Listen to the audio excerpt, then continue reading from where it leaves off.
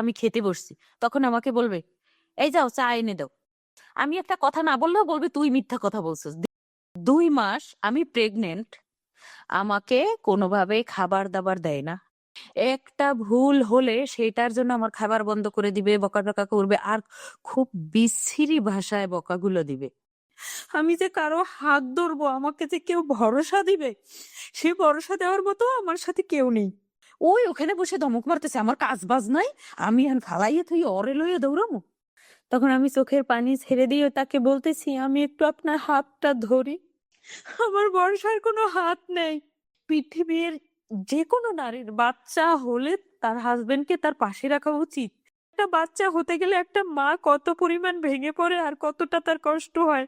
আমি শুরু করি হচ্ছে গিয়ে 2019 থেকে, সরি 2018 থেকে শুরু করতে হবে, কারণ শুরুটা হয়েছিল 2018-তে।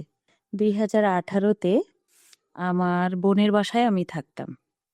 আমার বোনের বাসায় থাকা হচ্ছে, আমার বোনের 4টা সিজার হয়েছে, তার বাচ্চাগুলো দেখভাল করার জন্য এবং হচ্ছে গিয়ে বাসায় টুকটাক কাজ করার জন্য।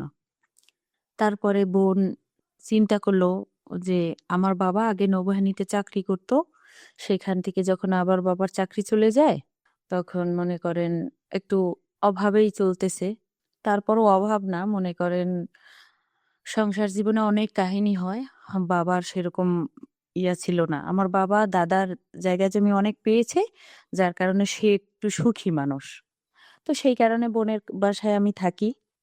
বোনের বাসায় থাকতে থাকতে এক সময়ে তারা ভাবলো আমাকে বিয়ে দিবে, বুঝছেন? আচ্ছা। তারা ভাবলো আমাকে বিয়ে দিবে। তারপরে অনেক জায়গায় দেখাশোনা করলো। হ্যাঁ, অনেক জায়গা থেকে আসতে এই দিকটা পছন্দ হয়, ওই দিকটা পছন্দ হয়, ওই দিকটা পছন্দ হয় না। এক এক রকমের। যেহেতু দুলাভাই বিয়ে দিবে, হ্যাঁ? হুম। সেহেতু তো আমার ফ্যামিলির মনে করো কারোর নাই যে আমাকে কে বিয়ে দিবে বা কার বিয়ে দেওয়া প্রয়োজন, ওটার কোনো নামগন্ধ নেই। যাই হোক, দুলাভাই ভাবলো তাহলে ওকে বিয়ে দেই। ওই আমার দুলাভাই মনে করেন যে কাজ করে তার সাথেরই একজন বন্ধু, সে বিবাহিত। তার বয়স বর্তমান যদি বলি, তার বর্তমান বয়স হচ্ছে 50। তাইলে আরো 7 বছর আগে 43 ছিল। ওই সময়টাতে আমার দুলাভাইকে বলতেছে যে উম, ওর নাম ধরেই বলতেছে, আমি না একটা বিয়ে করব। কয় কেন, কি হয়েছে? কয় তোর ভাবি তো গেছে গা, তাইলে আমি একটা বিয়ে করব। সে আবার দুষ্টুমি করে বলল, আমার শালিরে নিবি? হ্যাঁ, কয় তাইলে ছবি দেখা। তা আমার একটা ছবি দেখাইলো। আমি একটু চিকন প্রকৃতির, আমার চুলগুলো অনেক লম্বা, দেখতেও মাশাআল্লাহ, আচ্ছা। এতটা খারাপ নয় দেখতে। হ্যাঁ, তারপরে এই কথা হইল। সে একদিন কোনো প্রকারে দুলাভাইরে মানে ঘোল টোল খাওয়াইয়া বলল, আমি তোদের বাসায় আহ যাব তোর শালিরে দেখতে। আমার বয়স তখন 24। তারপরে মনে করেন আহ, সে আমাদের বাসায় দেখতে আসলো।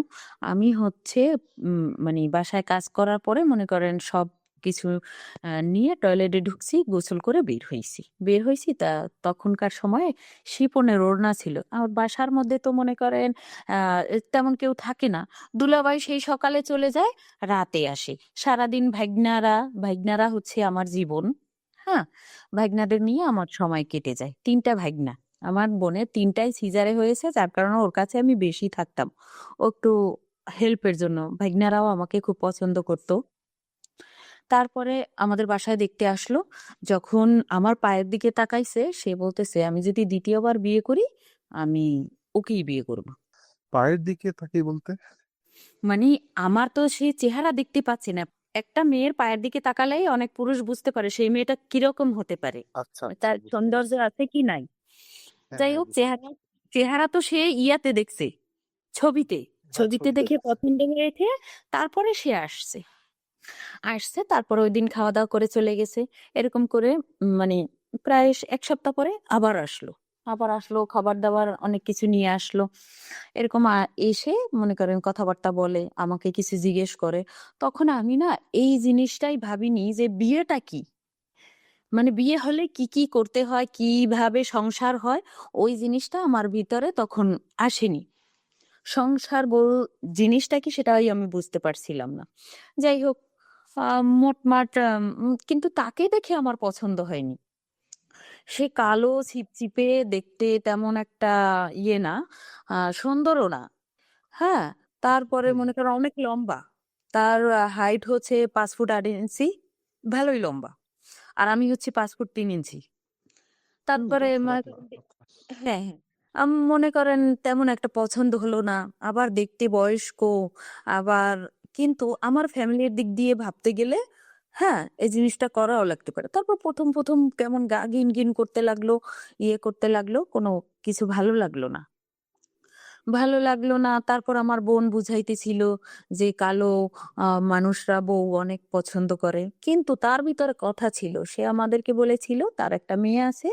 হ্যাঁ, মেয়েটা বিয়ে হয়ে গেলে আমাকে তুলে নিবে। সে আগে বিবাহিত, তার বউ তাদের সাথে থাকে না। বুঝছেন? আচ্ছা। এখন আমার ফ্যামিলি যেহেতু বিপদে, ওটাই ভাবলো আ ঠিক আছে বউ চলে গেছে তাতে কি হইছে? ওর যদি বিয়ে হয়ে যায় মেয়েটা বিয়ে দিয়ে দিলে ওকে তো নিয়েই যাবে। সমস্যা তো নেই। হুম। তারপরে মনে করেন ১ বছর টুকটাক আমার বোন রাজি হয়, সে রাজি হয় না। দুলাভাই রাজি হয়, বোন রাজি হয় না। আবার সে রাজি হয়, আমার পরিবার রাজি হয় না। আমার পরিবার রাজি হয়, সে রাজি হয় না। এরকম করে চক্রে ঘুরতে থাকলো। তো ২০১৯ সালে মার্চ মাসে একটা সময় আমি গোসল করতেছিলাম। আমাকে আমার বোন ডেকে বলল, "তোকে না অফিসে ডাকতেছে।" আমার দুলাভাইয়ের অফিসে। সেখানে তারা আয়োজন করেছে। এর আগে কি হবে না হবে সেগুলো আমার মনে করেন জানা নেই। জানা নেই। তারপরে বিয়েটা হয়ে গেল। বিয়েটা মানে সরি, আমাকে ডেকে বলল আমি আমার ভাগ্নাকে নিয়ে অফিসে আসছি। তো অফিসে হুম দেখতেছি অনেকজন লোক। তাকে যেহেতু আমি আগে থেকেই চিনি তাকেও বসা দেখেছি যে সে বসে আছে। হুম। একটা লোককে জিজ্ঞেস করলাম, "এখানে কি হচ্ছে?" তো সে আমাকে বলল, "কেন জানেন না আপনার বিয়ে?" তো আমি ও, হেসে আপনি উড়িয়ে তখনো জানেন না?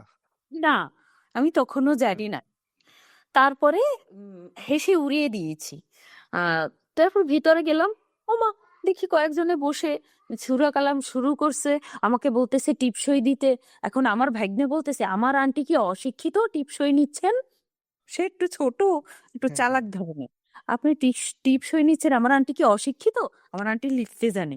ওইখানে টিপসই কেন লাগে সেটাও আমি জানি না। জাস্ট তারপরে মানে দোয়া কালাম হলো, কালিমা পড়া হলো, শেষ তার মতো করে চলে গেছে। আমি আমার মতো করে আমার বাসায় চলে আসছি। এই হচ্ছে আচ্ছা, বিয়ে এই আমার। পুরো বিয়েটাতে আপনার কোনো মানে অসম্মতি ছিল না, তাই তো? না এইভাবে যে হঠাৎ করে বিয়ে হয়ে গেল?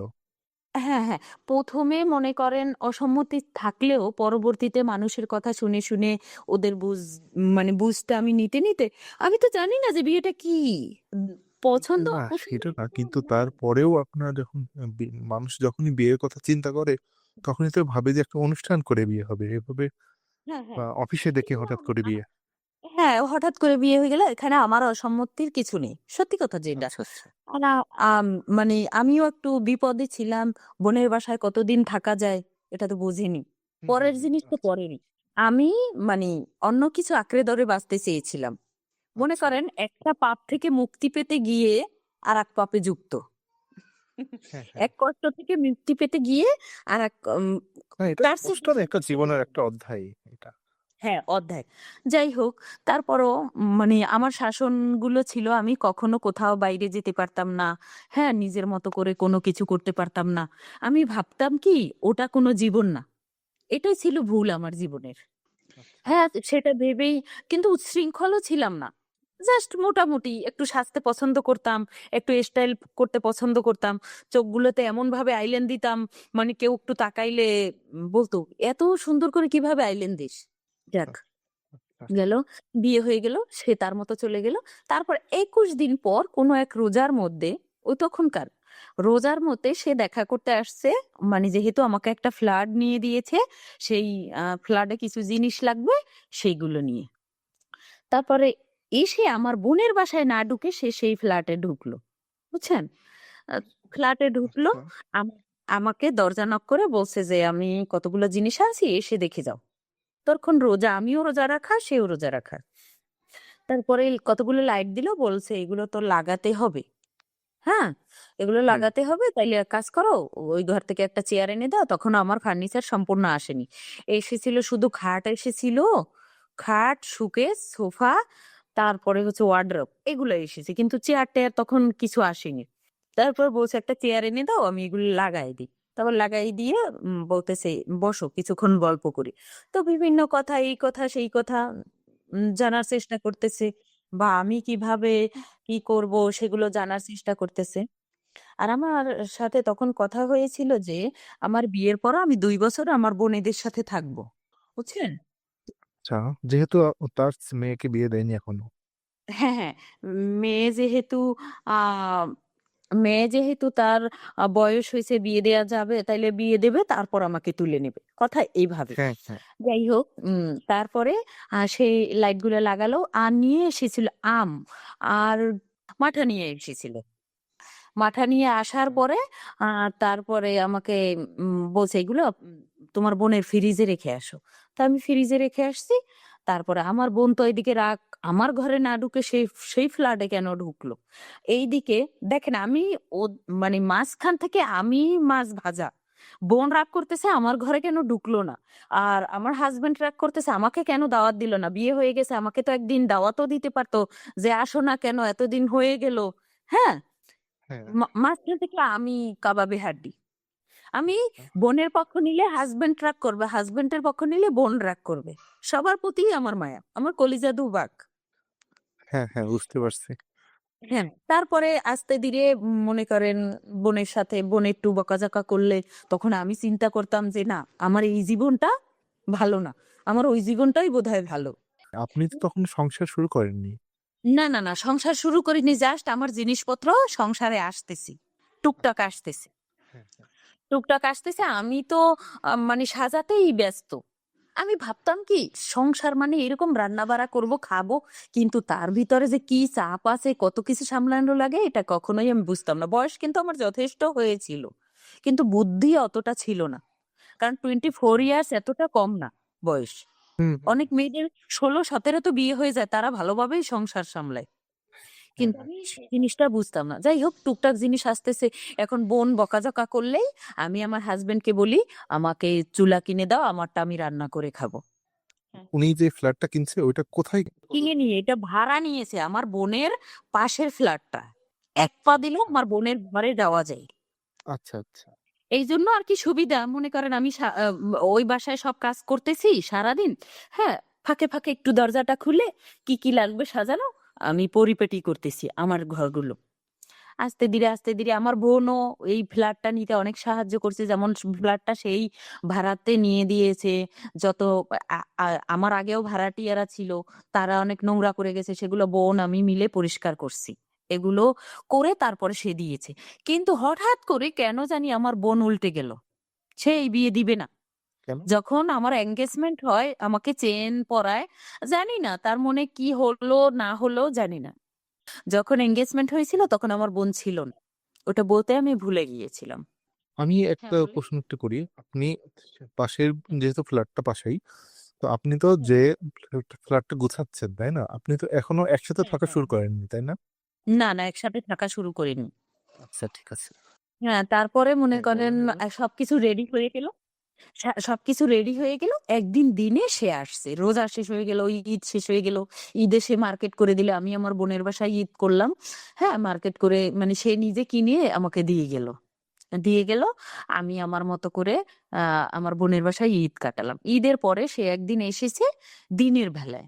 দিনের বেলায় আসলো হঠাৎ করে, মনে করেন যখন আমাদের এসে তো নক করে। ১ম আমার বোনের ঘরেই নক করে, তারপর সে ফ্ল্যাটে ঢুকে যায়।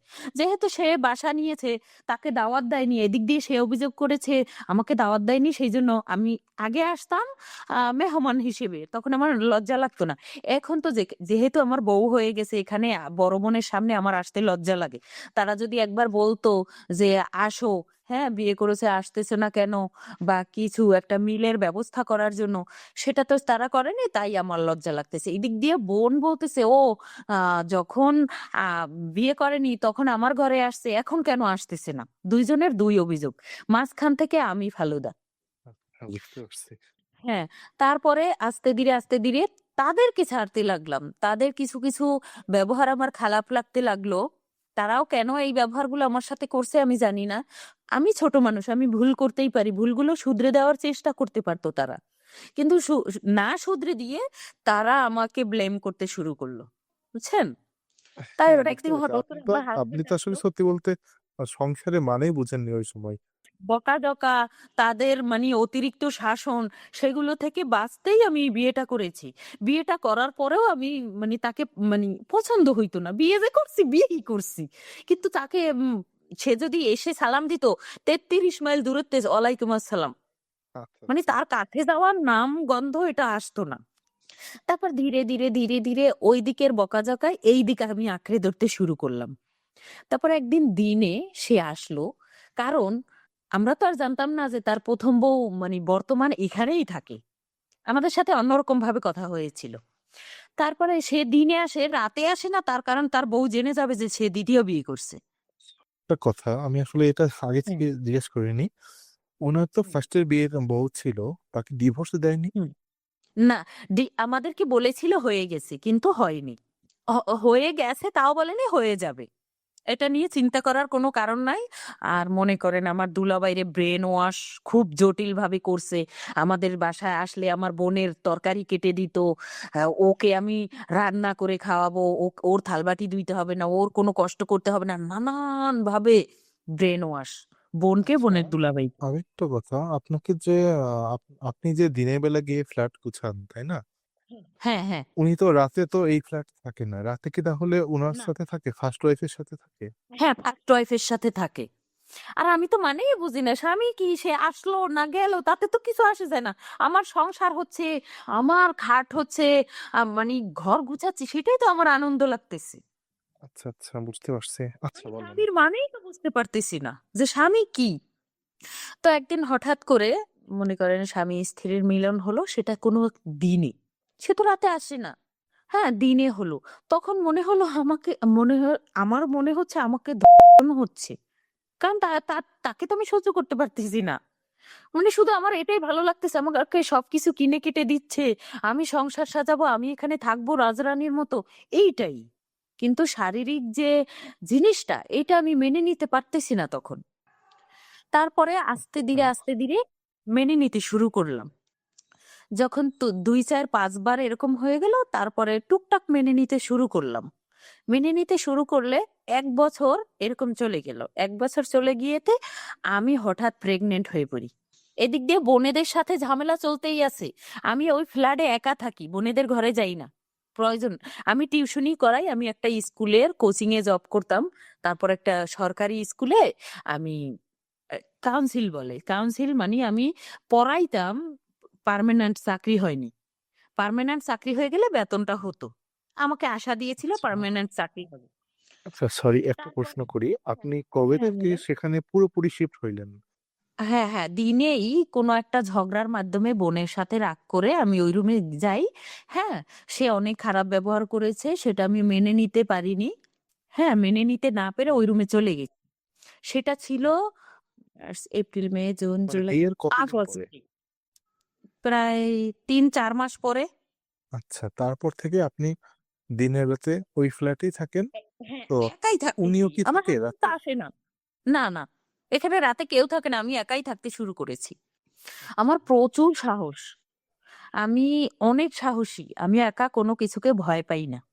হ্যাঁ, একা থাকতে শুরু করে গেছি। তারপরে মনে করেন আসা যাওয়া করতে একসময় আমি প্রেগনেন্ট হয়ে পড়ি। প্রেগনেন্ট হয়ে পড়ি। তারপর বোনেদের সাথে ঝামেলা। হ্যাঁ? তারপরে এই দিক দিয়েও টুকটাক সংসার তো বুঝি না, কোন কচুও। আমি আমার খালার বাড়িতে গেলাম। খালার বাড়িতে গেলাম। আর আমার প্রেগন্যান্সি সময়ে এত জার্নিটা এত খারাপ, আমি বলে বোঝাতে পারবো না। শুধু বমি হইতো আর রক্ত যাইতো। কাউকে বুঝাইতে পারতাম না। আমি উঠে বসতে পারতাম না। এত পরিমাণে বমি হইতো। তারপর আচ্ছা, মায়ের বাড়িতে গেলাম, খালার বাড়িতে গেলাম, বেড়াই-টেড়াই আবার আমি ঢাকায় আসলাম। ঢাকায় আসলাম, সরি, ওই বাড়িতে থেকে আমার মিসক্যারেজ হলো। হুম। বা হ্যাঁ, বাড়িতে থেকে মিসক্যারেজ হয়ে গেল। পরে ঢাকায় আসলাম। ঢাকায় এসে ডাক্তার দেখালাম, কোনো সুবিধা পাচ্ছি না। সুবিধা পাচ্ছি না। তারপরে বোন বলল যে ওর বোধহয় দোষ লেগেছে, তাইলে ওর একটা কবিরাজের এসে আবার বোনের সাথে কথা বলতেছি। যেহেতু আমার ৫টা না ১০টা না একটা বোন, বোনের জন্য আমার খুব মায়া। আপনার যে হ্যাঁ। প্রেগন্যান্সির যে সময়, সেই সময় কি উনি আপনার পাশে ছিল? না, কেউ আমার পাশে ছিল না। আপনি ওই পাশের ফ্ল্যাটে একাই ছিলেন? একাই ছিলাম। প্রেগনেন্ট প্রথম অবস্থায় তো মনে করেন আমি দেশেই 2-3 মাস থেকে আসলাম। 2-3 মাস থেকে আসলাম, যখন 4 মাসের সময় তখন তো মিসক্যারেজ হয়ে গেছে। এখানে আসলাম, বোনও আসলো, বোনের সাথে কথা বললাম, রাগ টাগ সব মিটাই নিলাম। মনে মনে আছে রাগ, হুম। যেগুলো করেছে এগুলো মনে মনে, কিন্তু কথা বলতেছি ওই যে বাইগনাদের ছোটবেলা থেকে পালছি। 2010 সালে হয়েছে প্রথম ভাইগনা। হ্যাঁ, তখন আমি অনেক ছোট। ওই থেকে ভাইগনাদের কোলে পিঠে মানুষ করতে করতে করতে করতে ওদের প্রতি এখনো আমার প্রচুর মায়া। আর ওরাও আমাকে প্রচুর ভালোবাসে, ভাইগনারা। সেই হুম। খাতিরে ওখানে থাকা হতো। তারপরে বোন বলল ওর বোধহয় দোষ লেগেছে, যেহেতু ডাক্তারে কোনো কিছু ভালো হচ্ছে না, আমাদের এখানে একটা কবিরাজ আছে, চল তোর এখানে নিয়ে যাই। তারপর বোনের বাড়িতে গেলাম। ওইখানে অনেক ঝামেলা সহ্য করে আবার ঢাকায় আসলাম। ঢাকায় আসলাম, ঢাকায় আবার বড় গাইনি ডাক্তার দেখালাম। তারপরে ডাক্তার বলল যে আপনাকে, আপনার হরমোনের সমস্যা, যার কারণে মিসক্যারেজ হয়েছে। আবার আপনাকে বাচ্চা নিতে হলে, আপনি যদি এখন বাচ্চা না নেন তাইলে আপনার পরবর্তীতে সমস্যা হতে পারে, আপনাকে বেবি নিতে হবে। তারপরে না বুঝেই বেবিটা নিলাম, প্রথম বেবিটা। আমার মেয়ের বয়স এখন 5 বছর। প্রথম আলহামদুলিল্লাহ। বেবিটা নিলাম। হ্যাঁ, বেবিটা মাশাল্লাহ অনেক সুন্দর হয়েছে। শনিবারে হয়েছে। বৃহস্পতিবার বিকেলে আমার যখন পেইন হয়, তখন বোন আমাকে বলল চল তোকে ডাক্তারের কাছে নিয়ে যায়। আমি বলি না, এটা তো প্রথম বাচ্চা, তো বুঝতেছি না। আর এই যে প্রেগনেন্সি পুরো টাইমটা আমি ডাক্তারের কাছে একা যাচ্ছি, একা আসতেছি। যখন 5 মান্থ প্রেগনেন্সির সময়, তখন আমার জীবনে একটা দুর্বিষহ সময় আসতে শুরু করলো। 5 মান্থের সময় আমার হাজবেন্ড আমাকে বলল, এখন মাঝে মধ্যে রাতেও এসে থাকে, টুকটাক ওই 2-1 দিন। বললো দেখো বিছানায় অনেক বালু। তো আমি কি করলাম, দৌড়ে গিয়ে শলার ঝাড়ু দিয়ে, বিছানা ঝাড়ু দেয় না, ওটা দিয়ে ঝেড়ে দিলাম। সে বলতে শুরু করলো, তুই হাত দিয়ে কেন দেখলি না? আমি বলি বালু তো থাকতেই পারে, সেই জন্য তো আমি ঝেড়ে দিয়েছি, এটাতে কি আমার অন্যায় আছে? এটার জন্য নানান ভাবে বকাঝকা শুরু করলো। বকাঝকা যখন শুরু করলো, তখন আমি মনে করেন আহ, আস্তে আস্তে হার্ড হচ্ছি। তার আগেও কিছু টুকটাক ব্যবহার পেয়েছি, সেগুলো বলতে ভুলে গেছি। যাই হোক, ওগুলো আর তোলার দরকার নেই, পরবর্তীগুলো আরো বেশি বড়, তো সেগুলো নিয়েই আচ্ছা, একটা কথা আগাচ্ছি। বলি। হ্যাঁ। উনার কি ডিভোর্স হয়ে গেছে প্রথম বউয়ের সাথে? না না না না, ডিভোর্স হয়নি। এখনো হয়নি? না, উনি ওই বউয়ের সাথে এখনো বর্তমান থাকে। সেগুলো আস্তে ধীরে সামনে আসবে, কিভাবে কিভাবে হয়েছে সামনে দিবি। বলেন। হ্যাঁ। তারপরে আহ, আমি বিছানাটা ঝেড়ে দিলাম, ওখানে হাত দিয়ে দেখলাম না কেন, তার জন্য অনেক বকাবাদ্য করলো। তারপর আমি মশারি টানাতে গিয়ে, 5 মাস যেহেতু অত বেশিও আমার ইয়া না, কিন্তু ওই যে বমি হওয়ায় আমি কিছু খেতে পারি না, অনেক কষ্ট, শুইতে পারি না, এরকম করতে পারি না, সেরকম করতে পারি না, অনেক শরীরের মধ্যে ঝামেলা। তারপর আমি মশারি টানাতে গিয়ে না আমি পড়ে গেছি। ও পাশ থেকে উঠে বললো কি আল্লাহ তোর বিচার করছে। এটা কেমন কথা হলো? হ্যাঁ, আমি ওইখানে ভেঙে খান খান হয়ে গেলাম, যে যদি একটা কুকুরও পড়ে যেত তাইলে মানুষটা এই কথা বলতে পারে না। তারপরে ও যখন ওই কথা বললো, আমি চুপচাপ উঠে শুয়ে মানে কান্না করতেছি, সে ঘুমায় গেছে, তার মতো করে সে ঘুমায় গেছে। ওইখানে আরো কথা উঠছিল, আমাকে সে মেসেঞ্জার, ইমো কোনোভাবে ব্যবহার করতে দেয় না। একদিন আমি মানে মায়ের সাথে অনেক দিন ধরে কথা হয় না। তারপর মা বললো কি একটা ইমো খুলিস, আমি ইমোতে কথা বলবো তোর সাথে। তা আমি অনেকদিন বললাম যে তোমার ইমো দিয়ে একটু মাকে কল দিয়ে দাও, আমি মায়ের সাথে কথা বলবো, দেয় না, কোনোভাবেই দেয় না। তারপরে আমি একদিন, কথায় বলে না, যেখানে বাঘের ভয় সেখানে সন্দেহ হয়, হ্যাঁ। তান্ডন ইমো খুলছি। ইমো খুলে মায়ের সাথে কথা বলছি, ওইটা আর মনে করেন ইয়া করতে ভুলে গেছি, ডিলেট করতে। এই দিক দিয়ে বাঘ এসে দরজার সামনে হাজির। এখন আমি না ভয়ে যে দরজা খুলে দেই তারপরে করব না, আমি ওইটা ভয়ে ডিলেট করতে গেছি, ডিলেট করতে পারিনি, সে দরজা ধাক্কা দিছে, দরজা অল্প করে লাগানো তো, খুলে গেছে। দরজা খুলে গেছে, তারপর ওইখানে অনেক মারধর করলো। আমি কেন এটা খুলেছি। সরি, হ্যাঁ তুমি হ্যাঁ হ্যাঁ বলছেন মারধর করলো? আপনি তো অসুস্থ ছিলেন। হ্যাঁ হ্যাঁ, আমি মায়ের সাথে কথা বলার জন্য, যেমন খারাপ লাগতেছে, একটু মায়ের সাথে কথা বললে ভালো লাগবে না, সেই জন্যই ইমোতে কল দিয়েছিলাম জি। মাকে, মায়ের সাথেই কথা বলছি। কিন্তু সে ভেবেছে হয়তোবা অন্য কোনো ছেলেকে আমি কল দিয়েছি বা কোনো বন্ধু বান্ধবের সাথে কথা বলছি, সেটা ভেবেছে। যাক ভাবুক, সেটা কোনো কথা না। এরকম আস্তে ধীরে টুকটাক নিয়ে, ছোটখাটো নিয়ে তার আসল রূপ বের হতে শুরু করলো। তারপরে যখন আমার ডেলিভারি ডেট আসলো, ডেলিভারি ডেটের সময় আমার বোন আমাকে নিয়ে একটা হসপিটালে, যেখানে নর্মাল ডেলিভারি হয়, সেখানে নিয়ে গেল। তা আমার তো আগের দিন ওই যে আসরের সময় পেইন উঠলো, সারা রাত আমি পেইনটা সহ্য করছি। আমি তো বুঝি নাই, আপা বলছিল অবশ্য চল আমি নিয়ে যাই। যখন রাত 8টার সময় বললাম আপা এখন তো বেশি ব্যথা, কয় না তোর দুলাভাই ঘরে আসছে, এখন যাওয়া যাবে না, সকালে যাবো। কিন্তু সারা রাত এত পেইন ছিল যে বাচ্চা হওয়ার পেইনটা শুধু মাই বলতে পারবে যে কি পেইন। আমি সারা রাত সহ্য করছি। সকালবেলা উঠে আমাকে আগেই 13,000 টাকা দিয়ে রেখেছিল। তো আমি ওই ডাক্তার কাছে আসি, যাই, ওষুধ কিনি, ওইখান থেকে কিছু খরচ হয়ে গেছে। আর যেখানে আমার নর্মাল ডেলিভারি হবে সেখানে 8,000 টাকা এককালীন দিতে হবে। তারা একদম নর্মালি ডেলিভারি হওয়াইয়া তারপরে বাচ্চা মোছাই মোছাই সুস্থভাবে দিবে। 8,000 টাকা ওখানে কন্টাক্ট হয়েছে। আর আগে এদিক দিয়ে মনে করেন সব প্রায় টাকা খরচ হয়ে গেছে। 8,000 গেলে তাকে 5,000 টাকা থাকে। তিন 3 বা 4 হাজার টাকায় খরচ হয়ে গেছে, 1,000 খানেক টাকা আছে আমার কাছে। জি মামি। আচ্ছা, তারপরে 1,000 খানেক টাকা আছে। এখন ওই 1,000 টাকায় তো আমার ওষুধ হবে না, হবে? না। 1,000 টাকায় তো আমার ওষুধ হবে না। তখন আহ, আমার বোন ফোন দিল যখন বেবিটা দুনিয়ায় এসেছে। হ্যাঁ, মাশাআল্লাহ 3.5 কেজি হয়েছে আর খুব কিউট হয়েছে আমার বড় বেবিটা। আচ্ছা, আলহামদুলিল্লাহ। বড় বেবিটা অনেক কিউট হয়েছে। তারপরে ফোন দিল আমার বোন, আমার বোনের ফোন দিয়ে, হ্যালো, মেয়ে হয়েছে, এতটুক বলার পরে সে ফোনটা কেটে দিল। আর কোনো তার ইয়ে নেই। 11টা বেজে গেছে, 12টা বেজে গেছে, আমরা তো বাসায় চলে আসছি।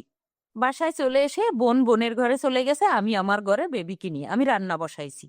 আমার বাচ্চা হয়ে আসছে, আমি রান্না বসাইছি। রান্না করে তারপর কয়টা খাইতে বসছি, কারণ খিদে লেগেছে। বেবিটাকে খাওয়াইলাম। তারপরে ওই যে ফোন দিয়েছিল, আমি আমার মায়ের ফোন থেকে আমার মাকে ফোন দিয়েছি। আমার মা ছিল তখন। আহ কারণ 2-3 দিন আগেই আমার মা চলে এসেছিল। তখন তো সময় ডেট একদম পড়ে গেছিল যে এই তারিখে হবে, তার 5 দিন আগেই হয়েছিল। তারপরে আমার মায়ের ফোন দিয়ে তাকে ফোন দিয়েছি যে ওষুধ লাগবে। তারপরে সে ওষুধ মানে দিয়েছি, প্রিসক্রিপশনের ছবি দিয়েছি। সে ওষুধ কিনে এনে আমার মুখের উপর মেলা মারছে। টাকা দিছি না, সে টাকাগুলো কই? যাক, মুখের উপর মেলা মারছে। তখন আমার এই কষ্টই লাগছিল, তোমার তো আগের বেবি আছে, আমার তো বেবি নাই। এটা আমার বিয়েও প্রথম, আর আমার বাচ্চাও প্রথম। আমাকে তো তুমি একটু জিজ্ঞেস করতে পারতে যে তুমি কেমন ফিল করছো, তোমার ভালো লাগতেছে না খারাপ লাগতেছে, এতটুকু তুমি জিজ্ঞেস করতে। ওই আমার বেবিটাকে দেখেও নাই, ওই ওষুধটা ওইভাবে দিয়ে চলে গেছে। 1 মাস পরে আমার বেবি, 1 মাস পরে আহ আমার টুকটাক মাঝে মধ্যে ফোনে কথা হয়, তখন আমি বলছি আমি যে এই সোসাইটিতে থাকি, হ্যাঁ ওকে একটা চেইন বানাই দাও, যেহেতু আমার প্রথম বাচ্চা। তো একটা চেইন বানাইয়া তারপর নিয়ে আসছে। আহ এসে নিজেই গলায় পরাই দিছে। তারপর একটু আমার বেবিটা নড়তে চড়তে শুরু করলো। আর দেখতে এত কিউট, বলারই বাইরে, আল্লাহই ওকে এত কিউট তৈরি করে দিছে। আস্তে ধীরে নড়াচড়া শুরু করলে একটু মানে আগের থেকে একটু মনটা খারাপটা দূর হলো। তারপর এরকম করতে করতে করতে করতে এর ভিতরে ছোটখাটো ঝগড়া হতেই থাকে। সে খুব খাটায়। কিরকম খাটাবে, মনে করেন সবাইকে আমি খাবার দাবার দেওয়া শেষ হয়ে গেছে, আমি খেতে বসছি, তখন আমাকে বলবে এই যাও চা এনে দাও। চাটা এনে দিছি, একটু পানি দাও। পানিটা এনে দিয়েছি, বোতলটা খুলে দাও। বোতলটা খুলে দিয়েছি, একটা আমলকি দাও। খুব খাটায়, কোনো একটা কাজের সাথে 5টা কাজ বলে। প্রচুর খাটানি থাকে তার উপরে। আর দোষ দোষ ধরতেই থাকে। আমি একটা কথা না বললেও বলবে তুই মিথ্যা কথা বলছিস, দিনকে দেখাইয়ে বলবে এটা রাত মান, আমি এটা রাত মানতে বাধ্য। যেহেতু আমি ওইখান থেকে কষ্ট পেয়ে আসছি, হ্যাঁ, তো হুম। সেখান থেকে আমি আহ ওর ওর কাছেই থাকতে যখন মেয়েটা হয়ে গেল, তার প্রতি না আমার অনেক মায়া হয়ে গেল। এর আগে ও আমাকে মায়া করতো, আমার মেয়েটা যখন হয়ে গেল আস্তে ধীরে ওর প্রতি এত মায়া জমে গেছে, ওরে এত ভালোবাসতে শুরু করেছি। ও যে বয়স্ক, ওর যে পিছু টান আছে, ওগুলো আমি মানতেই মানে তারপরে আমরা কোনো একভাবে জানলাম যে না, তার বউ বর্তমান আছে, সে সেখানেই থাকে। তারপরে আমাদের সাথে কথা ছিল 2 বছর পরে সে তুলে নিবে, সে আমাদের কাছে, আমার কাছে থাকবে, আমাদের কাছে না, আমার কাছে। যাই হোক, 1 বছর পরে তো মনে করেন ওই আমার প্রথম বেবিটাই হয়ে গেল। 1.5 বছর পরে, 1.5 বছর পরে বেবিটা হয়ে গেল। এরকম করতে টুকটাক চলতে চলতে মেয়ের যখন 2 বছর বয়স, তখন হঠাৎ আবার প্রেগনেন্ট হয়ে পড়লাম। আমার পিরিয়ড চলতেছে, আমি জানতেছি না যে আমি প্রেগনেন্ট। বারবার চেক করাইছি, কিন্তু প্রেগনেন্ট যে সেটা আসতেছে না, পজিটিভ আসতেছে না, এক দাগই দেখায়। আমি ভাবতে সবাই বলতেছে তোর ইয়া হইছে, প্রেশার লো হয়েছে, এই জন্য গুরানি বমি, খালি শুয়ে থাকিস, খালি শুয়ে থাকিস। যেহেতু আমার ছোট বাচ্চাটা মাঝে মধ্যে উঠে ওকে খাওয়াইতে হয়, ও 1 বছরেই ব্রেস্ট ফিডিং ছেড়ে দিয়েছিল। আর অনেক ভদ্র আমার মেয়ে। আচ্ছা। তারপরে হ্যাঁ, ওকে মানে খাবার না দিলেও কামতো না। এই ওকে ফেলে রেখে শুধু বমি হচ্ছে, পড়ে থাকতেছি পড়ে থাকতেছি।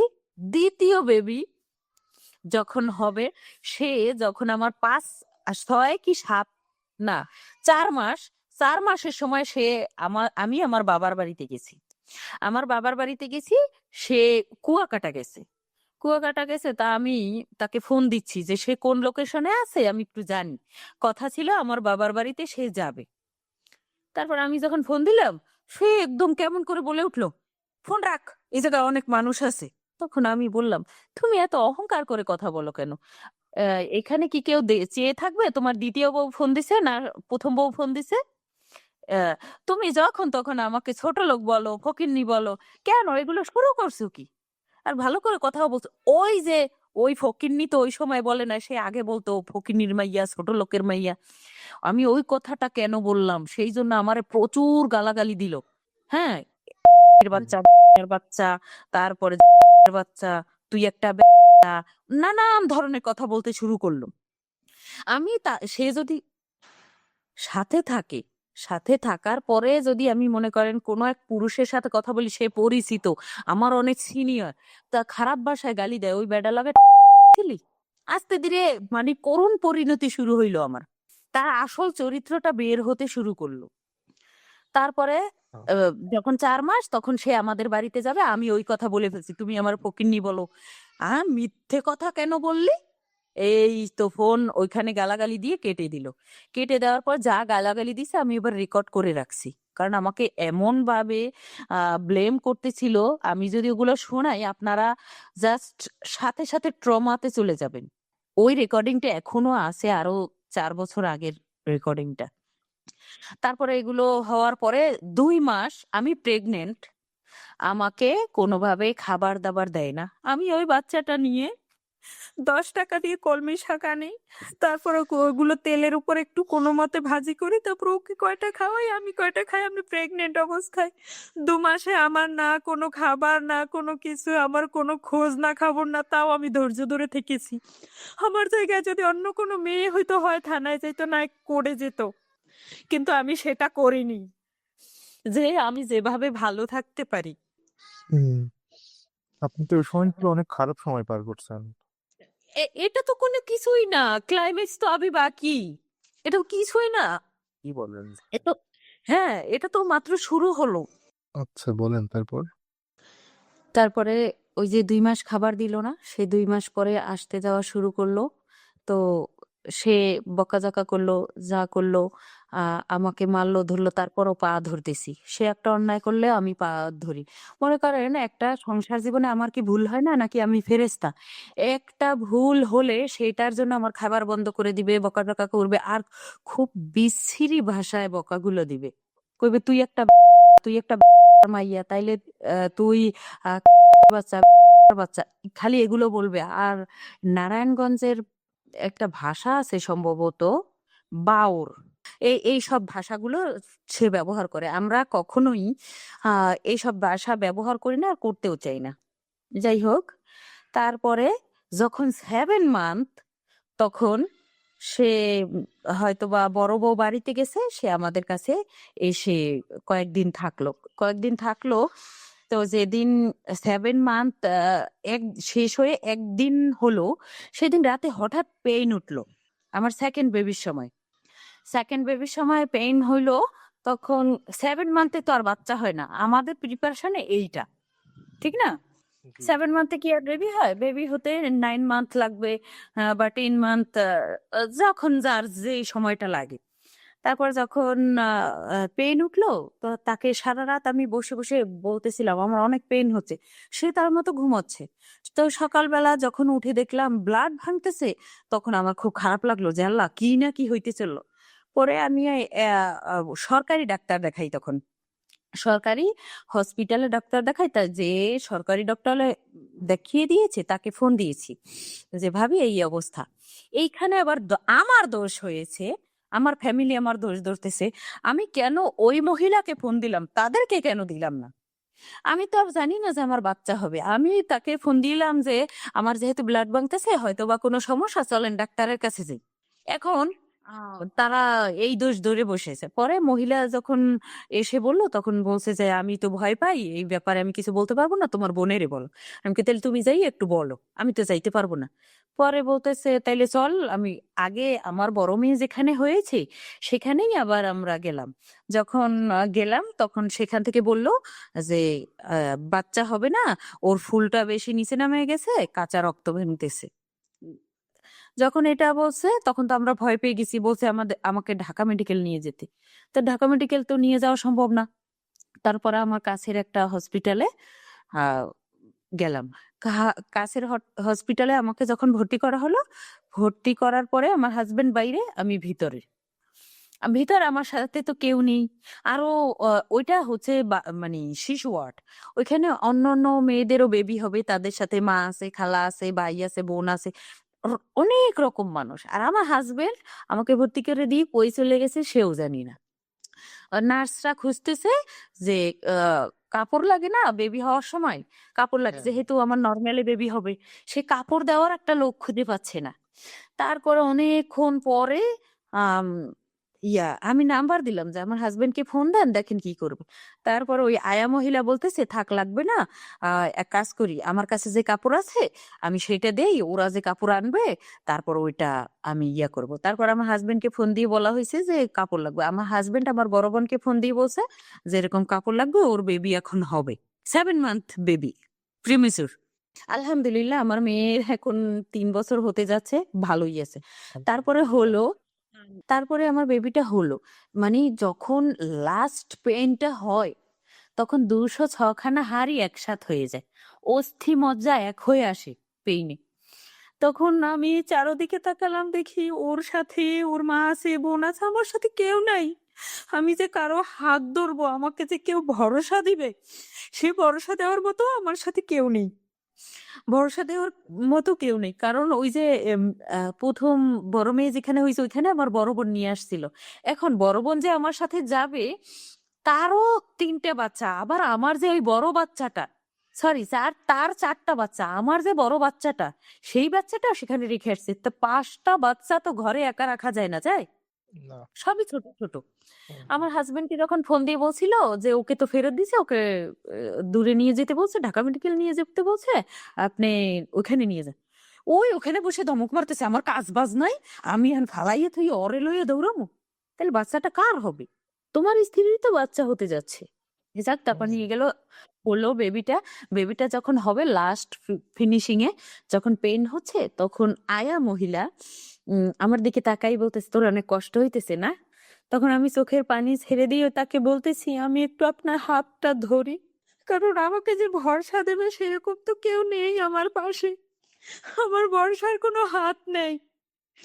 আমি মনে করি কি জানেন, পৃথিবীর যে কোনো নারীর বাচ্চা হলে তার হাজবেন্ডকে তার পাশে রাখা উচিত।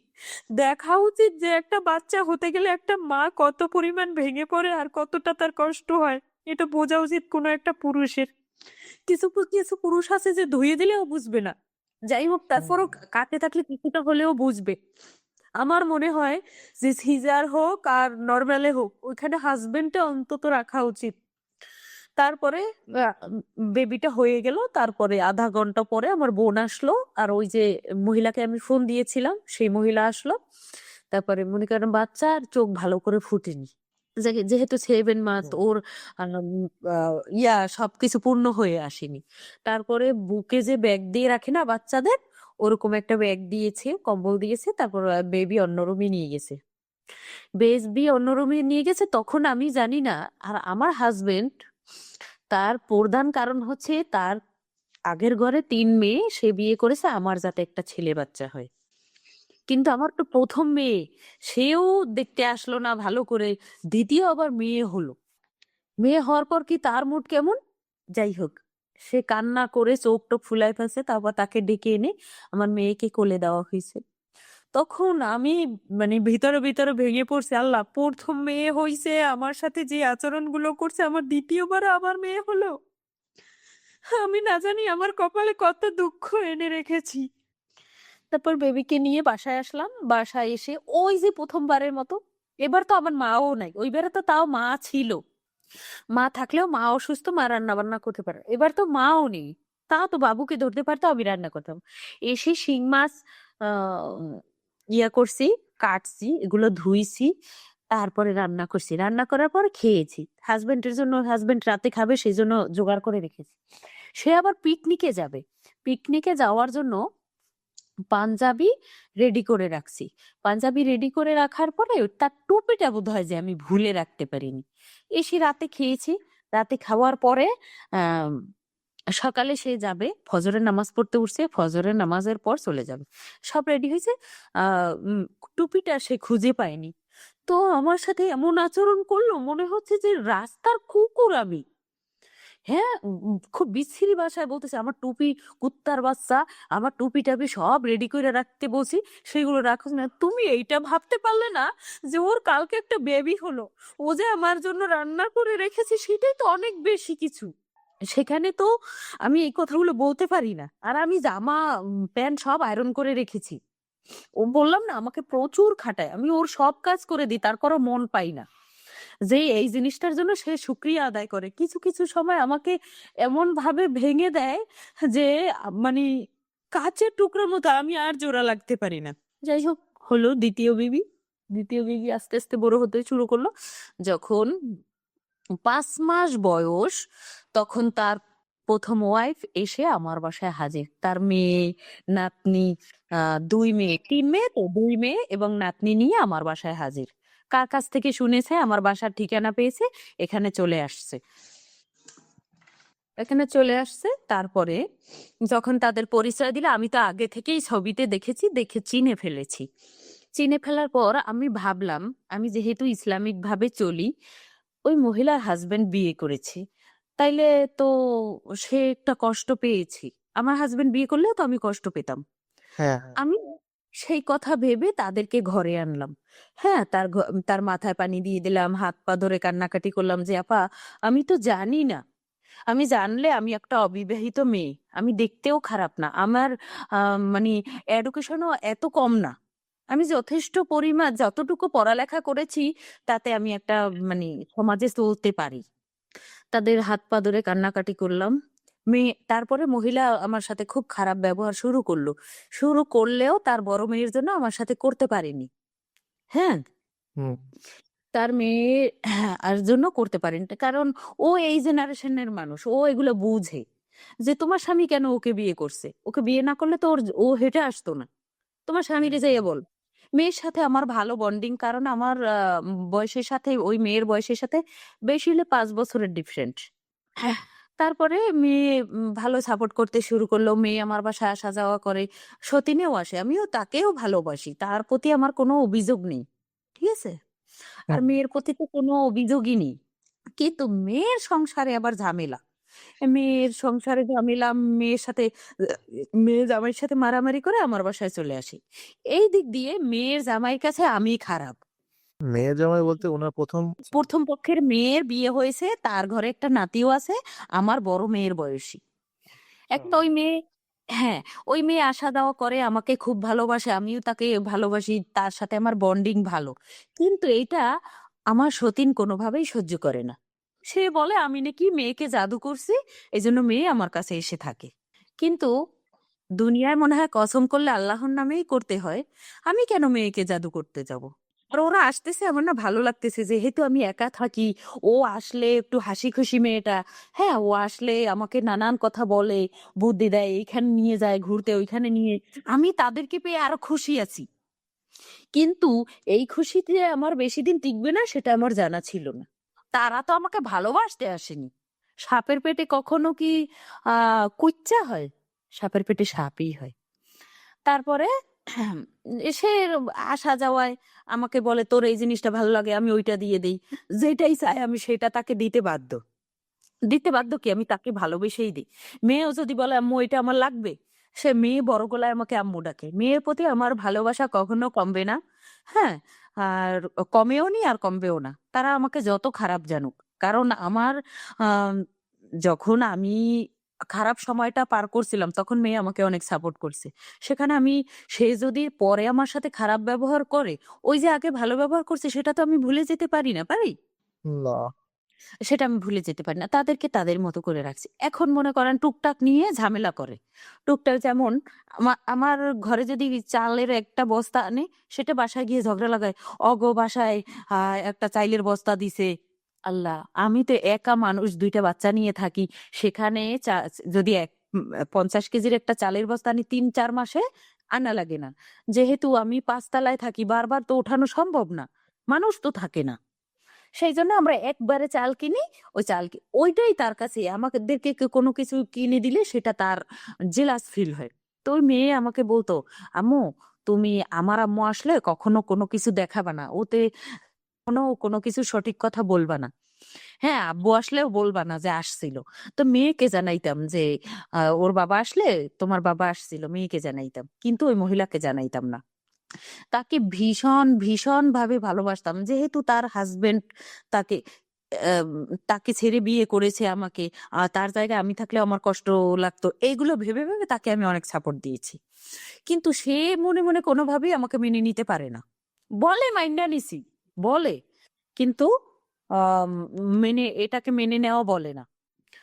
যাই হোক, এরকম করে আ একটা সময় যখন ৬ মাস হইল, তখন পরিস্থিতি খুব খারাপ হয়ে গেল। আমি যেখানে থাকি সেখান থেকে বাসা ছেড়ে দিলাম। বাসা ছেড়ে দিলাম, অন্য জায়গায় বাসা খুঁজতে শুরু করলাম। তারপরে ডিসিশন নিল আমার হাসব্যান্ড যে আমি দেশে থাকবো। ঠিক আছে? আমি দেশে থাকবো। আমি দেশে থাকবো। সে আমাদেরকে খোঁজ খবর নিব, খরচপাতি দিব। আ সবকিছু হবে। কিন্তু আমি দেশে গেলে না খোঁজ খবরও নেয় না। আর আমার মানে আমি যে ২ টা মেয়ে নিয়ে চলবো ওরকম খরচপাতিও দেয় না। যাওয়ার সময় শুধু ভাড়াটা দিয়ে দেয়। আমার বাবা-মা বয়স্ক হয়ে গেছে, তারা কামাই করতে পারে না। হ্যাঁ?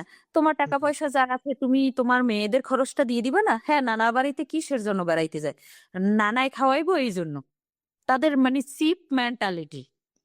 যাই হোক, ওগুলো বাদ দেই। তারপরে আস্তে ধীরে শুরু করলো আ উম ইয়া ১ বছর পরে আমি আরেক জায়গায় ভাড়া আসলাম। ভাড়া আসলাম, আ সরি, আমি ঢাকায় আসলাম। ঢাকায় আসার পরে আমার সতীনের সাথে দেখা হয়ে গেল। তো ভাবলো কি আমার বোধহয় এখানে বাসা। তো আমার কথা হইলো, যেহেতু আমি দেশে থাকি তারপরও তারা ভাবে আমার এখানে বাসা, তাইলে তো আমার বাসাটা ঢাকায় থাকা উচিত। তাই না? হুম। তারপরে ঢাকায় বাসা নিলাম। বাসা নিয়ে আমার মেয়েকে ভর্তি করলাম ভালো একটা স্কুলে। মেয়ে খুব মেধাবী, ৫ বছরের মেয়ে। সবকিছু পারে আলহামদুলিল্লাহ। ইংলিশ ভার্সনে পড়ে। কালিমা তাইয়্যিবার অর্থটাও ইংলিশে সে পারে। সে খুব গুণবতী। হ্যাঁ, খুব গুণবতী। এটাই আমার দরকার ছিল। আল্লাহ ভাগ্য করে আমাকে ২ টা মেয়ে দিয়েছে। কিন্তু আমার হাসব্যান্ড, যখন আমি নতুন বাসায় আমি ভাড়া আসছি, এখানে আমার কেউ পরিচিত নেই।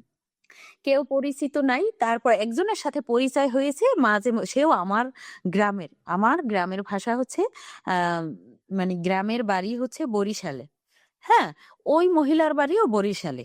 তো কথাবার্তা একটু জাস্টিফাই করে তার সাথে ছোটখাটো কথা হয়। সে আমার বাসায় আসে, আমি তার বাসায় যাই। এভাবে করে ছোটখাটো যাওয়া আসা হয়। তার হাসব্যান্ডও বাসায় থাকে না, আমার হাসব্যান্ডও বাসায় থাকে না। তার হাসব্যান্ড সরকারি জব করে, সেই ক্ষেত্রে সে বাসায় থাকে না। আর আমার হাসব্যান্ড তো আমার কাছে থাকেই না। আমি একাই থাকি সবসময়। মাঝে মধ্যে লাঞ্চের সময় আসে, তাও প্রতিদিন না। ওই ২ দিন ৩ দিন পর অনেক সময় দেখা যাচ্ছে যে 2 দিনই কাজ ছিল, আসছে 2 দিনই আমার বাসায় লাঞ্চ করলো, তারপর আবার 5টা বাজে চলে যায়, 2টা বাজে আসলে 5টা বাজে চলে যায়। আর তারা ভাবে যে সকালবেলা বের হইলেই, হ্যাঁ, আমার বাসায় হুম। চলে আসে, সারাদিন আমার বাসায় থাকে, তারপর ওই বাসায় যায়। ওই বাসায় অনেক ঝামেলা থাকে। আর এর মধ্যেও তারা আমাকে অনেক ভাবে মানসিক টর্চার করছে, ফোন দিয়ে অনেক ভাবে মানসিক টর্চার করছে। তারপর একদিন আমি মানে আমার মেয়েদের বদদোয়া দেয়, তোর মেয়ের কালে খাইবো, আহ মইরা যাইবো, এই করব সেই করব, নানান কথা বলে। তো একটা মা কখনো শুনতে পারে মেয়েদের বদদোয়া দেওয়া বা ছেলেদের? কখনো পারে না। তখন আমি বলছিলাম, তুই যে কত ভালো সেটা আমার জানা হয়ে গেছে। আমি কেন তুই বললাম, ওরা যে আমাকে এত খারাপ খারাপ বকা দিল, ওতে কোনো সমস্যা হইল না। আমি যে তুই বললাম, সে সিনিয়র, সে বড়, হুম। তাকে তুই কেন বললাম, সেটার জন্য আমার হাজবেন্ড তাকে পা ধরে মাপ চাইতে বললো। তা আমি ফোন দিয়ে মাপ চাইলাম যে আপা, আমার তো ভুল হয়ে গেছে, আমি তোমাকে তুই করে বলে ফেলছি, সরি। হ্যাঁ, যাই হোক। কিন্তু তারা নাছোড়বান্দা, তারা হচ্ছে কি মূর্খ, এক নাম লিখতে 10টা কলম ভাঙে। তারা কিভাবে বুঝবে যে এক সমাজে দুটা মানুষও বাস করা যায়, যেহেতু একটা হয়ে গেছে, ওরও 2টা বাচ্চা, আমারও 3টা বাচ্চা, না ও যেতে পারবে না আমি যেতে পারবো, আর আমি তো তোমাদেরকে ডিস্টার্ব করতেছি না, আমাদেরকে খাওন দিলেও আমি তোমাদেরকে যাই জ্বালাই না, আর না দিলেও আমি তোমাদেরকে গিয়ে জ্বালাই না। তাহলে তোমাদের কেন প্রবলেম হচ্ছে? আর তোমার হাজবেন্ড তোমাদের কাছে থাকতেছে, আমি 100 দ্বিতীয় বিয়ে দেখছি, সেই 100-র মধ্যেই বড় বউয়ের কোনো খোঁজ খবর নেয় না, দ্বিতীয় বউয়ের কাছেই থাকে বেশিরভাগই। কিন্তু আমি তাকে বলছি আমার কাছে থাকার দরকার নেই, কারণ সে কষ্ট পাবে, সে তার তোমার প্রথম স্ত্রী, তুমি মাঝে মধ্যে যদি পারো থেকো। যখন আমার কাছে এসেছিল তখন বলেছিলাম যে আপা শোনো, তোমাদের বাসায় 25 দিন থাকবে, 5 দিন আমার কাছে। সেটা সে মেনে নিল না, বলল না, রাতে আমি তারে ছাড়া থাকতে পারি না, কোনোভাবেই হবে না, দিনে আইলে আসলে আসবে, না আসলে নাই। কিন্তু দিনে সে যে আসবে, সে সকালবেলা এসে বসে থাকে, 8টা বাজে চলে আসে আমার বাসায়, 8টা বাজে এসে তারপরে সকালের রান্না করি, দুপুরের রান্না করি, রাতের রান্না করে দেই, তারপর সে বাসায় যায়। সেখানে আমার হাজবেন্ড কিভাবে আসবে দিনে? সেটাই এটা তো। একটা মানসিক টর্চার না? আচ্ছা, সিজি। হ্যাঁ, আপনাদের দুই পরিবারে কি সঠিকভাবে ভরণ পোষণ দিতে পারে উনি? হ্যাঁ, হ্যাঁ, আচ্ছা। দিতে পারে। আমার সতীনে আবার কুফারি কালামে খুব বিশ্বাসী, সে একজন হিন্দু দিয়ে কুফারি কালাম করে। যখন জানতে পেরেছে তখন আমার জীবনের দুর্যোগ আরো, আগে তো ক্লাইম্যাক্স কিছু একটা দেখেছি ছোটখাটো ভাবে বকাঝকা, এখন কি করে জানেন, একটু কিছু হইলেই আমার মারধর করে, তারপর আমার বাসায় আসে না, খোঁজ খবর নেয় না, খাবার দাবার দেয় না। তারপরে শুরু করেছিলাম যে ওই যে একটা ভাবির সাথে পরিচয় হয়েছে আমার দেশের। তো একদিন সন্ধ্যাবেলা আমি তার সাথে কথা বলছি, আসরের সময় কথা বলছি, আমার মেয়ে মসজিদে পড়ে, সেখান থেকে ভাবি বলল চলেন আমার বাসায়, আপনি তো ইফতার করেন আমাকে। এই পুরা যে রোজাটা আমি পান্তা ভাত খেয়ে খেয়ে রোজা রেখেছি, প্রথম রোজাই এরকম একটা ঝামেলা করলো। হ্যাঁ, আমার কোনো বাজার করে দিল না, ঝামেলা করলো কেন সেটা আমি বলি। ওই ভাবির বাসায় গেছি, সে আমাকে বাসায় ঢুকে, তার কাছেও চাবি আছে আমার কাছেও চাবি আছে, আমি যেহেতু ভাবির বাসায় গেছি, হ্যাঁ, তার সাথে কথা হয়েছে যে আমি শিবু মার্কেট, হ্যাঁ, শিবু মার্কেট টাইম তো চলেই আসবে, আমার বাসা এখান থেকে কাছে। বললো যাই হোক এখান থেকে চলে আসবে, যাক। তা আমি বলছি কি না, এখন রোজা যেহেতু, আবার হচ্ছে গিয়ে একটু মোনাজাত, 2 দিন পরে রোজা আসবে, মোনাজাত। তাহলে বললো ভাবি মোনাজাতটা ধরে যান। তা আমি বলছি যে জীবনে এই মোনাজাত আর পাই না পাই, থাক ধরেই যায়। তো মোনাজাতটা ধরছে, আমার কাছে এমন একটা ফোন ঠিকভাবে টাচ হয় না, টাচ হইলে ইচ্ছে করে মানে নিজের মতো চলাফেরা করে, পুরনো একটা মোবাইল, এক জায়গায় টাচ করে আর এক জায়গায় চলে যায়। তো সে ফোন দিচ্ছি, কোনোভাবে রিসিভ হচ্ছে না। তা আমি কি ভাবি, ফোন দিচ্ছি রিসিভ যেহেতু করতে পারতেছি না, আমি চলে যাই। তাহলে মনে করেন আমি বোরকাটা পরেছি, আর ওইখান থেকে আমার বাসা আসতে 10 মিনিট লাগে, এই সব মিলিয়ে 20 মিনিট দেরি হয়েছে আমার। হ্যাঁ, বিশ হুম। মিনিট দেরি হওয়াতে আমি বাসায় যখন ঢুকবো তখন দেখি সে তালা দিয়ে রুমের বাইরে বের হয়েছে। ওই সময় তার সাথে দেখা হয়েছে, আমি বলছি চলো বাসায়, না, এই যে সে চলে গেল। পুরাটা রোজার মাস আমি, আমার গলা দিয়ে, ও একটু আমাকে ঝগড়া করলে, মারলে, বকা দিলে আমার না গলা দিয়ে খাবার নামে না, আমি ডিপ্রেশনে চলে যাই। ডিপ্রেশনে চলে যাই। অ্যাকচুয়ালি আমার তো কোনো বাজারই দেয়নি। রোজার মাসে না খেয়ে থাকা যায়? আমি একটু পানি ভাত সন্ধ্যার সময়, বাচ্চারা তো আর এটা বোঝে না। সন্ধ্যার সময় একটু পানি ভাত সামনে নিয়ে যতটুকু পানি আমি ভাতের মধ্যে নেই তার চেয়ে বেশি পানি আমার চোখ দিয়ে পড়ে। যে আমি কি এমন অন্যায় করলাম, আমার না হয় ২০ মিনিট দেরিই হইছে, তারপরে তো তোমার সাথে দেখা হইছে। এমন না যে তুমি চলে গেছো তারপরে আমি এসেছি। তার জন্য তুমি এই রোজার মাসটা আমাকে না খাওয়ায় রাখলে, আমাকে এইভাবে শাস্তি দিলে। আমার ছোট ছোট ২ টা বাচ্চা, একটা বাচ্চার ১ বছর বয়স আর একটার ২.৫ বছর, ৩ বছর বয়স। সেখান থেকে তুমি এগুলো করতে পারলে? যাক, করেছো, ভালো কথা। আজকে আমি একজনের কাছে বিচার দিয়েছি, সে বাসায় এনে বুঝাই টুজাই কোনোভাবে দিয়ে গেল। এই আস্তে ধীরে ইয়ে করলাম। তারপরে আবার ঝগড়াঝাটি করে, হ্যাঁ, টুকটাক বিষয় নিয়ে সে ঝগড়া করে, আমাকে মারে। মারে, আবার খুব বাজে বাজে গালি দেয়, যেই গালিগুলো সহ্য করার মতো আমি নই। আমি হাত মোজা পা মোজা পরে বাইরে বের হই। আমি কোনো পুরুষের সামনে আমার বিয়ের পরে মানে সশরীরে দাঁড়াইনি। আমাকে যদি কাবার গিলাফ ধরে উম বলতে বলে যে তোমার শরীরটা কোনো পুরুষে দেখেছে কিনা, আমি মানে ছুঁয়েছে কিনা, আমি বলতে পারবো যে না, আমি কখনো সশরীরে আমি কোনো পুরুষের সামনে দাঁড়াই নাই।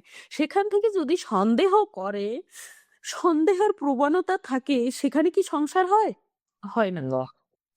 এরকম করে আজকাল ওইরকম যদি ছোটখাটো একটু ঝগড়া হয়, আমাদের খাবারটা বন্ধ করে দেয়। আমি অনেক কষ্ট করে আমার বাবা মাকেও কখনো কোনো কিছু বলি না। আবার যদি কোনোভাবে মনে করেন আমার মন খারাপের থেকে আমার বাবা মা জানতে পারে, তখন বলে আমি জামাইকে কিছু বলি না। কারণ আজকে ঝগড়া হবে, কালকে মিলে যাব, আবার সেই বাবা মায়ের কাছে আমি আমার জামাইরে ছোট করব, এটা তো হয় না।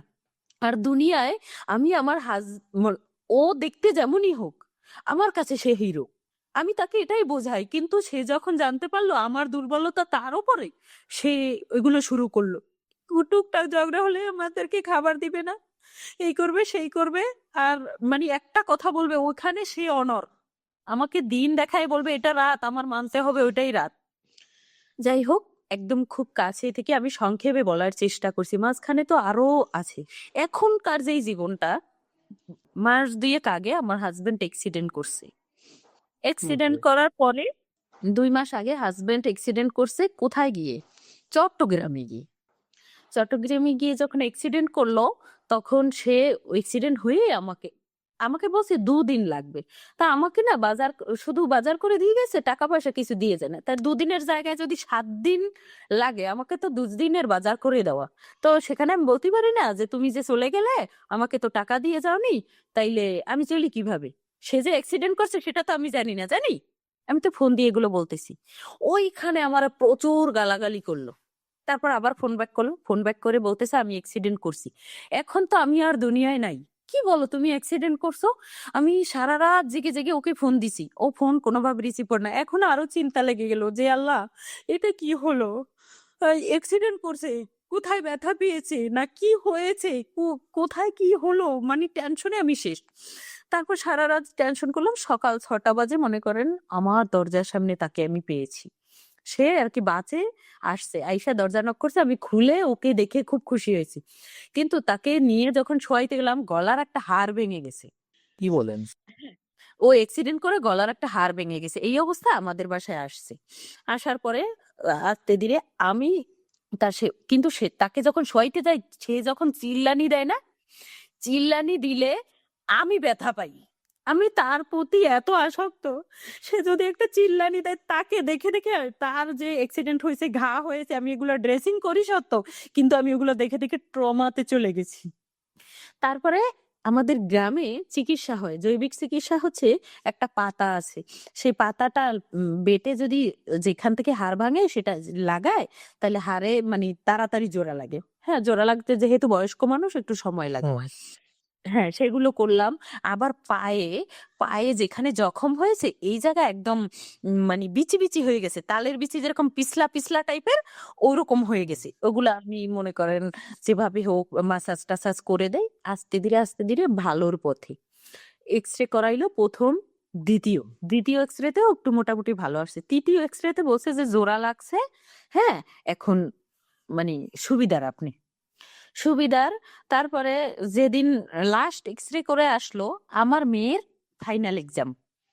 ফাইনাল এক্সাম, ছোট্ট তো মেয়ে, 5 বছরের মেয়ে, ওকে যদি আমি বলি যা লিখতে বসো, ও কি বোঝে?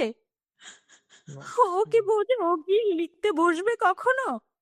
ওকে আমাকে নিয়ে বসতে হবে, ওর যেহেতু একটা টিচার নেই, ওর একটা টিচার নেই। ওর প্রথম ফ্যামিলির জন্য ও যা করে তার 100 ভাগের 1 ভাগ যদি আমার জন্য করতো, আমার দুঃখ থাকতো না। সে বলে তোমার জন্যই সব করি।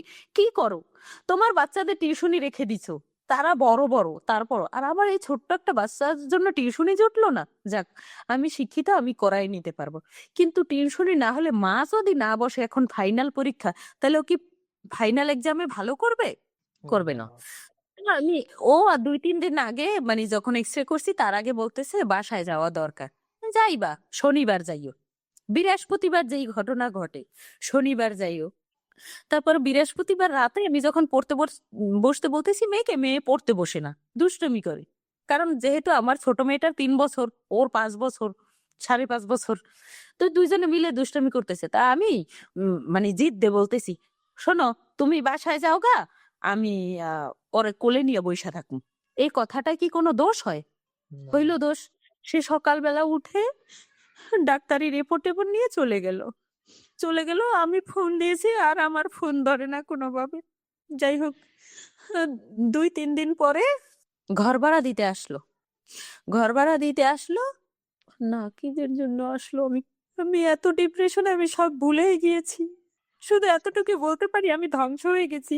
যে পৃথিবীতে যদি কোনো মেয়ে থাকে যে দ্বিতীয় ঘরে বিয়ে হবে, যে এই পুরুষের প্রথম স্ত্রী ছিল বা আছে, এমন কোন পুরুষকে বিয়ে করবেন না। এমন কোন পুরুষকে বিয়ে আপনি তো করবেন এটা জেনে বিয়ে করেননি। হ্যাঁ, না জানলেও বিয়ে করবে না কেউ। আর না জেনেও করবে না। তার সম্পর্কে তদন্ত করা উচিত, তার সত্যি বউ আছে কিনা এগুলোও তদন্ত করে, জেনে তো বিয়েই করবা না তাদের, কারণ জীবনটা ধ্বংস করে দিবে। তারপরে 2-3 দিন পর, যাই হোক কিসের জন্য জানি এসেছে, এসে আমার ঘরে আমার একটা ফ্রেন্ড আসছে, আর একটা পাশের ঘরের ভাবি আসছে। ওরা আবার আসছে হচ্ছে, আমি টেইলারি কাজ করি মাঝে মধ্যে, যেহেতু আমার হাত খরচ দেয় না, আমি টেইলারি কাজ করে হাত খরচ চালাই। আবার অনেক সময় সংসারের খরচ যা না দেয় আমি ওইটা করি। মেয়েদের জামা কাপড় না দিলে আমি ওই যে টেইলারি কাজ করে ওগুলো মেয়েদের জন্য জামা কাপড় কিনি বা একটা খাবার কিনে দেই।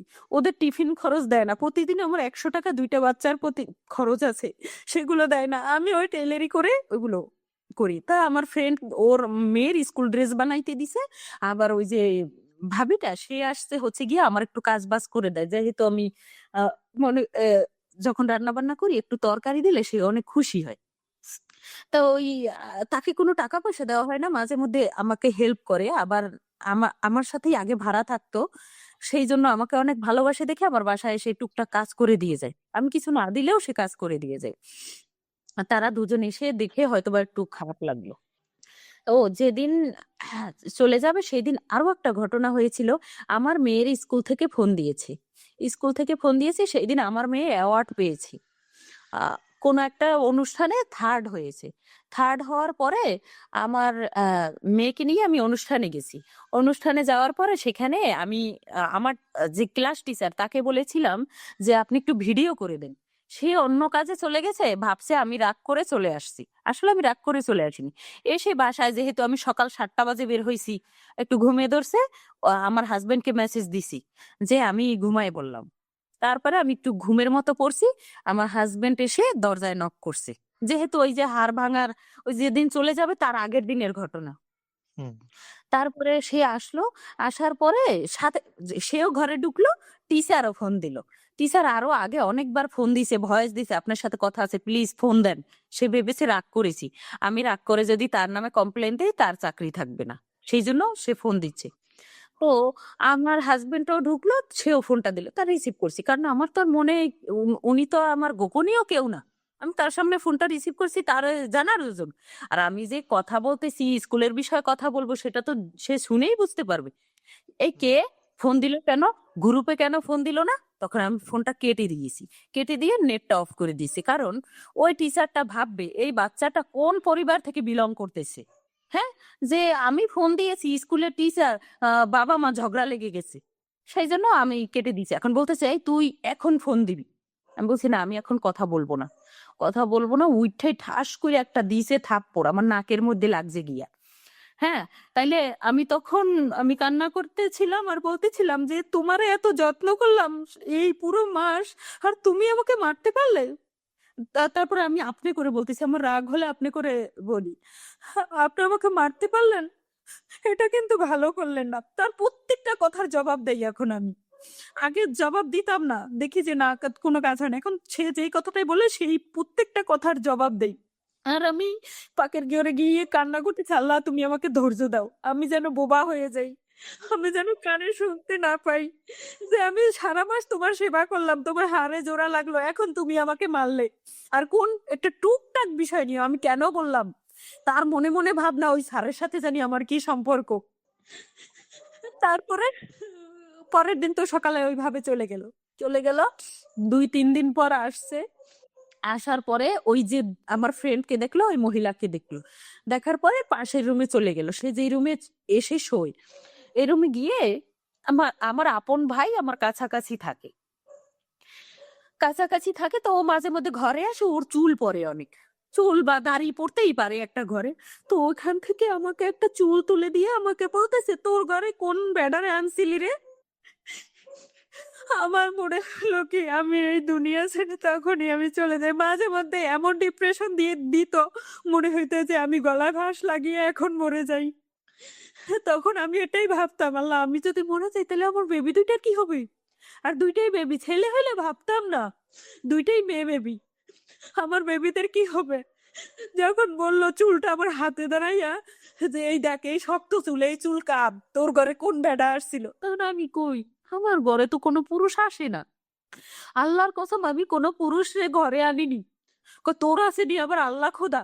তারপর বলি তাইলে আমার ভাই আইছিল, আমার ভাইয়ের নাম বলছি, ওর নাম বলে বলতেছি ওই আসছিল, ওর চুলো তো পড়তে পারে। এই যে চলে গেল, ওর পর থেকে ওটা বলার পর আমি এর আগে তাকে বেহায়ার মতো ফোন দিতাম, আমি ডিপ্রেশনে, আমার ওজন ছিল 54 কেজি, সেখান থেকে এখন 48 কেজি গত দু মাসে সেই চলে গেল।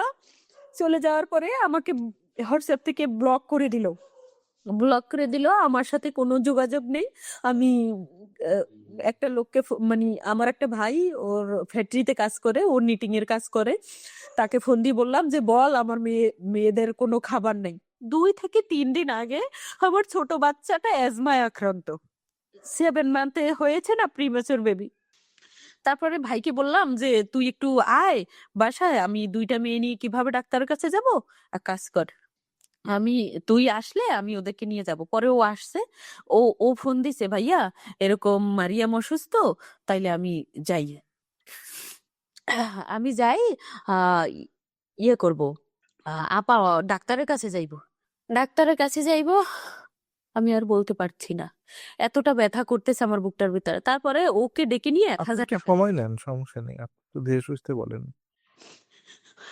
1,000 টাকা দিল। 1,000 টাকা নিয়ে আমি সরকারি হসপিটালে গিয়েছি। সেখানে 2 দিন 3 দিন ধরে আমি যাচ্ছি, কোনো মানে শিশু ডক্টর পাচ্ছি না, তারা নাকি ছুটিতে না অসুস্থ এরকম বললো।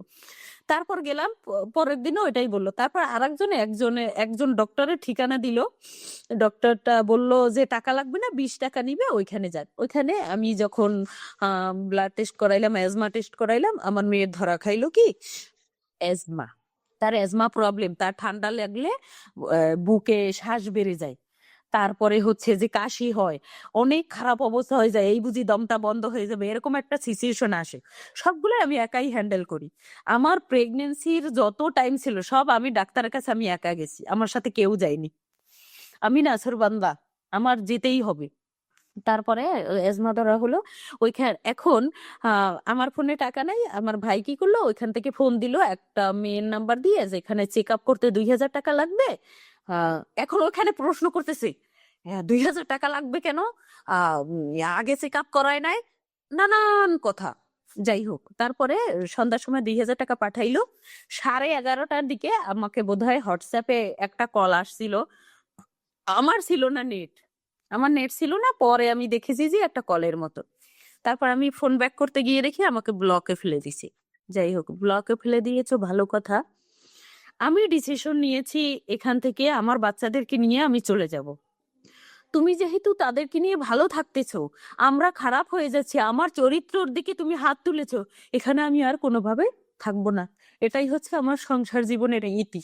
সবাইকে বলবো, যারা আমার কথাটা শুনবেন তারাই মেয়েদেরকে বিয়ে দিলে মানুষের সাথে বিয়ে দিবেন, আগে দেখে নিবেন সে মানুষ কিনা। আর যদি মনে করেন যে বিয়ের 1 মাস পরে, 2 মাস পরে, সে 1 বছর পরে সে তার আসল রূপ দেখাতে শুরু করেছে, তখন দয়া করে আপনারা মেয়েটাকে ছাপড় দিয়েন বাবা মায়ের পক্ষ থেকে। কারণ আমি যে ডিপ্রেশনে চলে এসেছি, এখান থেকে আমার বেঁচে ফেরা কোনোভাবে মানে সহজ নয়, কিন্তু আমি এখান থেকে বের হতে চাই। আমি তাকে মুক্তি দিতে চাই। আমার জন্য সে যেহেতু মুক্তি পাচ্ছে না, আমি তাকে মুক্তি দিতে চাই। এখন আমি আমার বাচ্চাদেরকে নিয়ে গ্রামে চলে যাব, তার মতো করে সে থাকুক। আমি যদি বেঁচে থাকি মেয়েদেরকে মানুষ করে দেখাবো। একটা মা পারে না এমন কোনো কিছু নেই, কিন্তু আমি ধ্বংস হয়ে গেছি।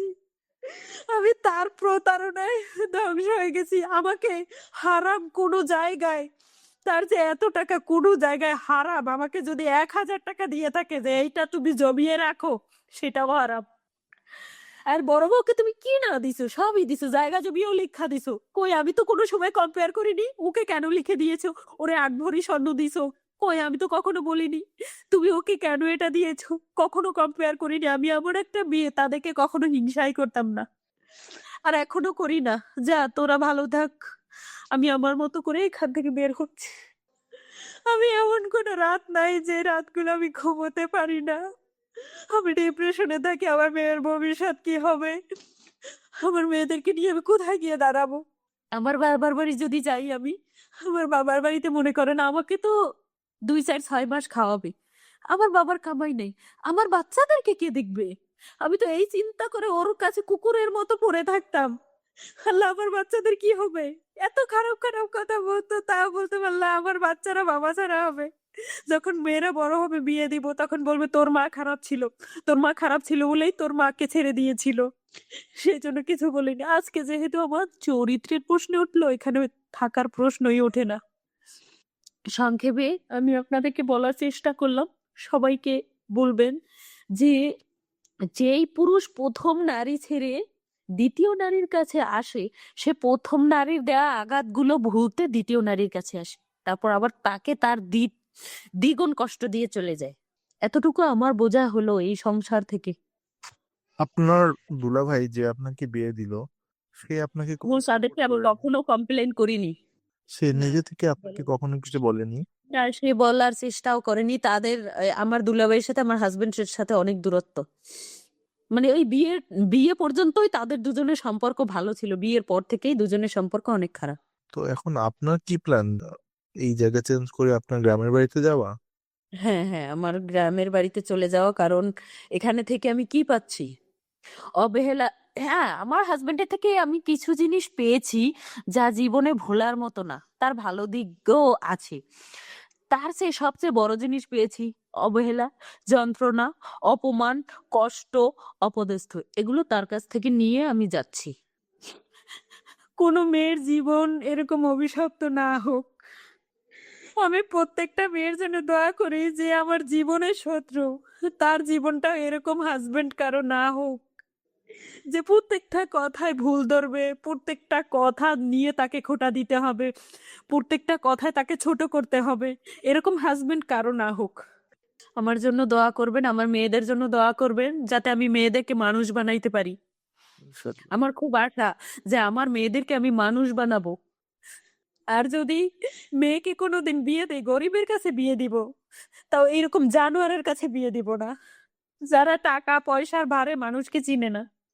আমার জন্য দোয়া রাখবেন, আমার সন্তান যেন আমি মানুষ করতে পারি।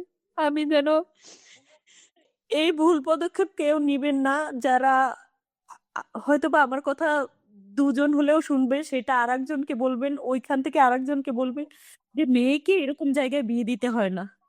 আপনার আপনার যদি খাবার পর নাও থাকে, হ্যাঁ ভিক্ষা করে খাওয়াবেন, তাও মেয়েটা ভালো থাকবে।